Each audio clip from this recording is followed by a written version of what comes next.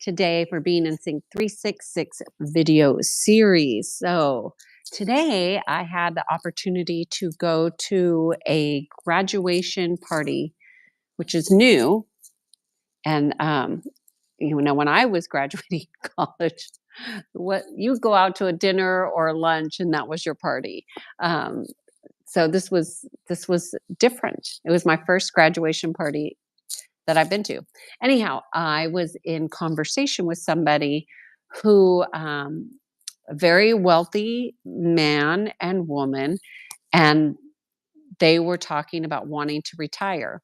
So the gentleman had said he was struggling to retire because he had too much anxiety when he thought about retirement. And so he didn't want to retire because he had too much anxiety about it. And it wasn't that that money was an issue. So it got me thinking about this idea and this topic of fighting for, your comfort level. And also, the opposite of that is, resisting being uncomfortable. And what causes that? So I thought I would share with you the cause of that is always going to be, so keep in mind his real issue was anxiety. It wasn't leaving his job, it was the anxiety. So that's always going to be something that's going on in the emotional body, whether it's a disconnection, which anxiety would be a disconnection, and an unwillingness to process a wound or a situation. So there's that. But the other thing that was so interesting to me, oh gosh, let me see. Really, let me see if it comes back. It's still going. Okay, hold on. Is going to be also having an attachment to a false identity. Now, my screen is frozen on this end. See if it's going. There it goes. Sorry about that. So, an attachment to a false identity. So, this person has made their career their identity. So, not being able to go to his job every day because he's done that his entire life, he wouldn't know who he is without that.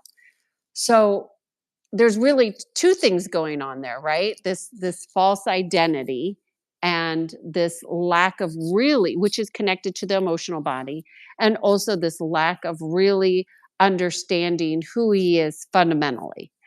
And I thought that was so fascinating. I would share it with you because I think a lot of people struggle with not knowing who they are, and who are they outside of what they do. So if you're a teacher and you teach, teaching isn't the same, these days as it was, let's say 15, 20 years ago, when you're actually focused on academia and the emotional aspects of these children and is not so common. Whereas now, these children, they don't need just academic help. They need emotional, spiritual, they need support because they're not getting it from other places. So I found that to be quite interesting. So, how are you addressing your emotional healing? Because obviously, if you're watching this, being in sync is all about being in alignment within yourself, right? Being congruent. So if you're having anxiety, you would want to look at, well, where are you incongruent? Where are you aligning your identity to and with? And is it around doing things? And what things are those? And if you don't do them, what does that bring up within you? And going deeper, because obviously being in sync is always going to take you deeper within yourself. So you have a more foundational grounding in who you truly are, not these false aspects that are around doing things or being an identity or a title. And I think it's a very interesting topic. And it brings up to mind another client of mine that was so focused on getting the title.